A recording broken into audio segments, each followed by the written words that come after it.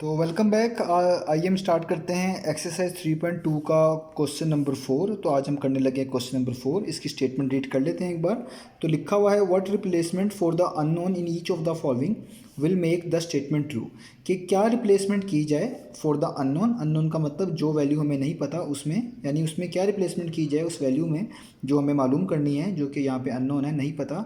In each of the following, इन सब parts में, will make the statement true, जो इन स्टेटमेंट्स को ट्रू कर दे।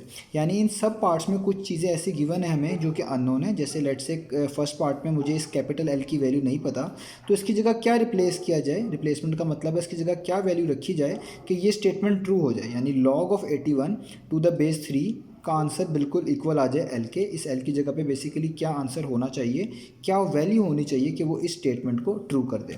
यानी इन सारे पार्ट्स में जितने भी अननोन हैं, लाइक पार्ट 1 में कैपिटल एल है जो अननोन है, पार्ट 2 में ये लोअर केस लेटर ए नज़र आ रहा है आपको बेस में, ये अननोन है। इस पार्ट 4 में पी अननोन है, और इस पार्ट नंबर 3 में लोअर केस लेटर जो लिखा हुआ है एन, ये अननोन है।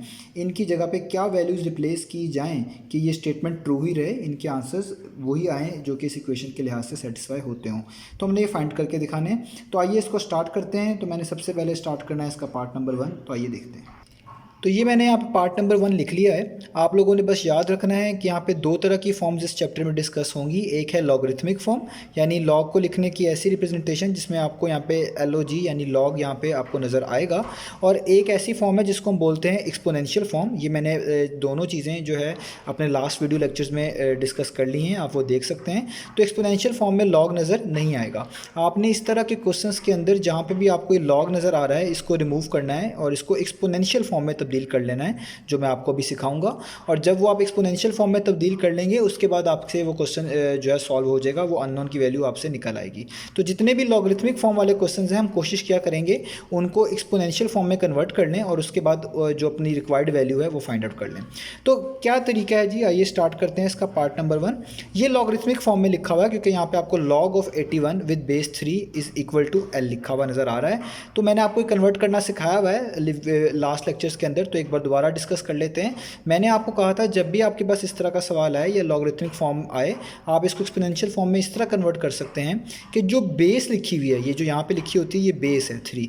आप सबसे पहले इसको लिख लें। मैंने लिख ली बेस 3, और इसकी जो एक्सपोनेंट आएगा, या आप इसको कह लें इसकी जो पार आएगी, वो इक्वल टू के जो इस साइड पे नंबर लिखा हुआ है, बेसिकली जो आंसर वाला पार्ट है जो आपने फाइंड करके दिखाना है, ठीक है, वो यहाँ पे इसकी आप बना दें पार। यानी बेस सबसे पहले, उसके बाद जो इक्वल टू के इस साइड पे लिखा हुआ है वो बन गई इसका एक्सपोनेंट। और जो चीज़ बचेगी इक्वलिटी के बाद, जो चीज़ बचती है वो क्या बचती है, 81, उसको आप यहाँ पे लिख लें। सबसे पहले बेस जो इक्वल टू के इस साइड पे लिखा हुआ राइट साइड पे, वो बन गई उसकी पार, या आप कह लें उसका एक्सपोनेंट बन गया। और जो बचा वो इक्वल टू के इस साइड पे, यानी जिस नंबर का लॉग ले रहे थे 81 का, वो इस साइड पे आ गया। बाकी चीज़ बेस के बाद उसकी बन गई पार, यानी या उसको इसको एक्सपोनेंट भी बोलते हैं, ज़्यादा बेहतर एक्सपोनेंट रहेगा। बेस 3 का जो एक्सपोनेंट है वो एल। अब आगे आपने सॉल्व करना है।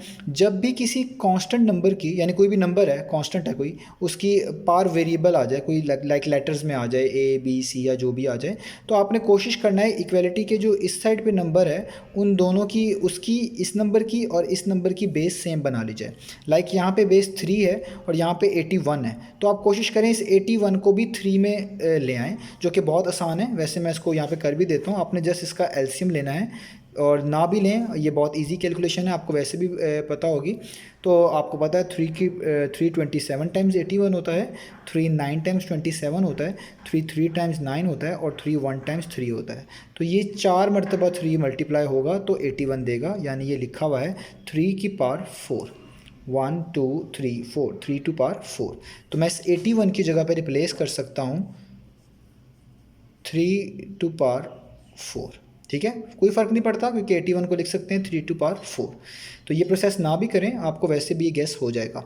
तो जब आपके पास बेसिस सेम हो जाएंगी ना, तो रूल ये है हमारे पास इस चैप्टर में, और वैसे भी इंडेसिस के केस के अंदर, कि जब आपके पास बेसिस सेम हो और आपके पास यहाँ पे इक्वलिटी का साइन हो, यानी इक्वलिटी का साइन मौजूद है और दोनों तरफ बेसिस सेम है, तो उनकी जो एक्सपोनेंट्स होंगे वो भी सेम होते हैं। यानी अगर बेसिस दोनों की सेम है, यहाँ पे भी 3 है और यहाँ पे भी 3 है और इक्वल टू का साइन है, तो इसका एक्सपोनेंट भी सेम होगा। सो L किसके इक्वल आ जाएगा यहाँ पे, एक्सपोनेंट के, 4 के। और यही वो वैल्यू है जो हमने फाइंड आउट करके दिखानी थी। तो पहला आंसर आ चुका है, वह capital L is equal to 4। तो जब आप log ऑफ 81 विद बेस 3 करेंगे तो आपको आंसर मिलना चाहिए 4, जो कि यहाँ पे मैं निकाल चुका हूँ। तो ये हो गया इसका पहला पार्ट। आइए इसका दूसरा पार्ट भी सॉल्व करते हैं। तो दूसरा पार्ट भी लॉगरिथमिक फॉर्म में लिखा हुआ है, इसको भी पहले एक्सपोनेंशियल फॉर्म में लेके आएंगे। तो वही तरीका जो यहाँ पे फॉलो किया था, सबसे पहले लिखेंगे बेस ए, जो यहाँ पे लिखी होगी बेस ए। ये जो चीज़ यहाँ पे लिखी हुई है बेसिकली वो यहाँ पे आ जाएगी इसकी पार, या इसका एक्सपोनेंट कहना अच्छा होगा। यानी 0.5 बन गई इस बेस की पार या इस बेस का एक्सपोनेंट, इक्वल टू का साइन। ये जो वैल्यू जिसका आप लॉग अप्लाई कर रहे थे, जिस पे लॉग ले रहे थे, वो यहाँ पे आ जाएगी। ठीक है, बेस जो चीज़ राइट साइड पे लिखी हुई है वो बन जाएगी यहाँ पे पार या एक्सपोनेंट, और ये 6 यहाँ पे आ गया। ठीक हो गया, बिल्कुल इस तरह जिस तरह यहाँ पे फॉलो किया था। अब आपने इससे नहीं घबराना कि 0.5 क्या होता है। आप 0.5 को कैलकुलेटर में लिखेंगे और इक्वल टू प्रेस करें तो आपको पता चल जाएगा ये 1/2 ही होता है। आप इसको 1/2 लिख लें या 0.5 लिख लें, एक ही मतलब है। तो मैं आपकी आसानी के लिए इसको यहाँ पे लिख रहा हूँ 1/2। 1/2 लिखें या 0.5, दोनों का मीनिंग सेम है। आप 1/2 को करके देख लीजिएगा, वो 0.5 आता है। तो कैलकुलेटर से 0.5 कर लें। जिन स्टूडेंट्स को इश्यूज़ आते हैं छोटी मोटी कैलकुलेशन में, तो भी वो आपको आंसर बता देगा। और यहाँ पे आ गया 6। ठीक है, अब मुझे यहाँ पे वो वाला इशू नहीं है जो इस क्वेश्चन में था। यानी इस क्वेश्चन में जो आपके पास बेस थी वो एक कांस्टेंट था, और ऊपर आपके पास कुछ अल्फ़ाबेट्स या कोई अल्फ़ाबेटिक लेटर्स आ गए थे यहाँ पे, जिसको मैं कह रहा था कि एक तरह के वेरिएबल काउंट कर लें आप उसको। तो यहाँ पे ऐसा नहीं है, यहाँ पे नीचे ए है और अलजबरा में कन्वेंशनली ए को कांस्टेंट ही मानते हैं, और ऊपर तो वैसे एक नंबर है। तो इस तरह के केस में बहुत आसान है, आपने सिंपल ए आपको चाहिए, आपको ये 1/2 पार नहीं चाहिए। तो इस 1/2 को ख़त्म करने के लिए मुझे दोनों साइड्स पे स्क्वायर लेना पड़ेगा। तो मैं यहाँ पे लिखूँगा स्क्वेयरिंग बोथ साइड्स। मैं दोनों साइड्स पे स्क्वायर अप्लाई कर रहा हूँ। इसको हम स्क्वायर रूट भी पढ़ते हैं, आपको याद होगा। तो ये वाला जो सिंबल होता है बेसिकली ये इक्वल होता है 1/2 के। तो ये स्क्वायर रूट ऑफ ए ही लिखा हुआ है। तो अगर आप उसके दोनों तरफ पे स्क्वायर ले लेंगे तो आप जानते हैं स्क्वायर और स्क्वायर रूट कैंसिल हो जाते हैं। तो इसी वजह से मैं यहाँ पे इस तरह स्क्वायर ले रहा हूँ। तो मैं दोनों साइड पर स्क्वायर अप्लाई कर देता हूँ। दोनों साइड्स पे स्क्वायर अप्लाई कर दिया। पार के भी ऊपर पार होल अपीयर हो रही है, तो ये मल्टीप्लाई होती है, तो 2 से कैंसिल। यहाँ पे बचा ए, और 6 का स्क्वायर क्या होता है 36। तो ये मेरे पास आंसर आ गया ए का 36। तो दोनों पार्ट हो चुके हैं। अब चलते हैं इसके तीसरे पार्ट पे। जिन लोगों को लॉगरिथम की डेफिनेशन में कोई इश्यूज़ हैं वो मेरे स्टार्टिंग वीडियो लेक्चर्स देख सकते हैं, उसमें मैंने लॉग को एक्सप्लेन किया है कि किस तरीके से वर्क करता है। तो अभी इसके 2 पार्ट हो गए हैं, अब इसका थर्ड पार्ट देखते हैं। तो ये है पार्ट नंबर 3। फिर लॉगरिथमिक फॉर्म में लिखा हुआ है, इसको एक्सपोनेंशियल फॉर्म में ले आते हैं। सबसे पहले लिखेंगे बेस, अब आप लोगों को पता चल चुका होगा। उसके बाद जो चीज़ इक्वल टू के साइड पे लिखी हुई है वो इसकी बन जाएगी पार, या उसको एक्सपोनेंट भी कहेंगे, इक्वल टू का साइन, और जिस चीज़ का लॉग फाइंड करना है वो आ जाएगा इधर। ठीक हो गया। तो ये बहुत सिंपल है। ठीक है, इसमें जो चीज़ फाइंड करनी है वो एक साइड पे मौजूद है, और उसकी कोई पार भी नहीं आ रही कि आपको दोनों तरफ पे कुछ स्क्वेयरिंग या क्यूब करना पड़े या कुछ और करना पड़े कि उसको ख़त्म करें। वो पहले से ही सही है, n की पार 1 है जो कि पहले से ही ओके है। तो 5 को जस्ट पार्ट 2 लेनी है। 5 की पार्ट 2 का मतलब है 5 2 बार मल्टीप्लाई हो रहा है, तो 5 टाइम्स क्या होता है 25। तो n की वैल्यू क्या आ गई 25। ठीक है, तो ये तो बहुत सिंपल था। पार्ट नंबर 4 पे चलते हैं। तो ये वो पार्ट है जो इसका इंपॉर्टेंट पार्ट है और अक्सर बोर्ड एग्जाम्स के अंदर अपीयर भी होता है। और इसकी ख़ास बात ये है कि ये लॉगरिथमिक फॉर्म में नहीं लिखा हुआ, ये एक्सपोनेंशियल फॉर्म में लिखा हुआ है। इसमें कहीं भी आपको लॉग नज़र नहीं आ रहा। तो हम क्या करेंगे यहाँ पे इसको सॉल्व करने के लिए, यहाँ पे इसको हम एक तरह का लॉगरिथमिक फॉर्म में ले आएंगे। ठीक है, तो हम इसके दोनों साइड्स पे इस तरह के क्वेश्चन में हम लॉग अप्लाई करेंगे। ठीक है, और इसको हम किसी और तरीके से क्यों नहीं सॉल्व कर सकते, क्योंकि हम 40 को यहाँ पे दोनों इधर भी 10 है तो इधर 10 बना लेता अगर मैं, तो बेसिस सेम वाले रूल से कि बेसिस सेम है इक्वल है तो एक्सपोनेंट भी इक्वल आ जाएगा, तो p की वैल्यू किसी की इक्वल आ जाती। लेकिन 40 को अब 10 की पावर में नहीं ईजिली बना सकते, तो इसलिए मुझे कुछ और स्टेप इस पर करना पड़ेगा। तो मैं यहाँ पे लिखूँगा, मैं दोनों तरफ लॉग लूँगा, taking log on both sides. मैं दोनों साइड्स पे क्या अप्लाई कर रहा हूँ लॉग। तो ये हो जाएगा log of 10 to power p is equal to log of 40। मैं दोनों साइड्स पे लॉग अप्लाई कर दिया।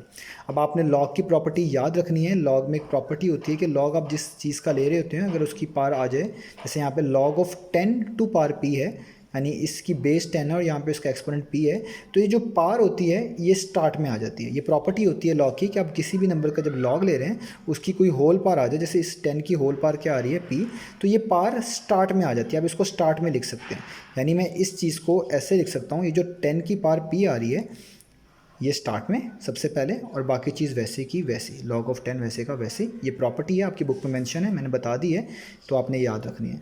और यहाँ पे log ऑफ 40 भी वैसे का वैसे।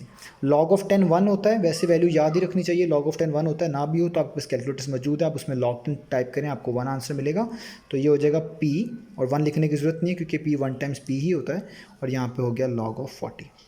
अब यहाँ पे दो वेज हैं, एक तो आप लॉग टेबल से इसको कैलकुलेट कर लें या कैलकुलेटर से। लॉग टेबल्स में कैलकुलेट करने के लिए 4 डिजिट्स होने चाहिए, लेकिन यहाँ पे 2 हैं, तो ये मैंने आपको बताए हुए हैं। ऐसे केस में आपने जस्ट 40 को 0 में देख लेना है, जो आंसर आएगा उसमें कैरेक्टरिस्टिक और मेंटीसा वगैरह सेट करके वो इसका लॉग बन जाएगा। तो अभी मैं जस्ट कैलकुलेटर इस्तेमाल कर रहा हूँ क्योंकि अब आगे हमने कैलकुलेटर ही यूज़ करने हैं। वैसे मैं दोनों वे बता चुका हूँ आपको स्टार्टिंग वीडियो लेक्चर्स में। तो हमने लेना है लॉग ऑफ 40, तो मेरे पास log ऑफ 40 का आंसर आ रहा है 1.6020, ठीक है।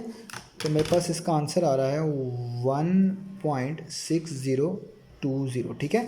और इसके आगे भी डिजिट्स आ रहे हैं, मैं जस्ट इसको 4 डिजिट्स तक लिख रहा हूँ। तो अगर मैं इसके आगे डिजिट 5 जो कि आ रहा है लिख लूँ तो ये राउंड ऑफ करके भी लिखा जा सकता है 1.6021, लेकिन मेरे लिहाज से इतना काफ़ी है। तो p की वैल्यू जो है वो आ चुकी है 1.6020।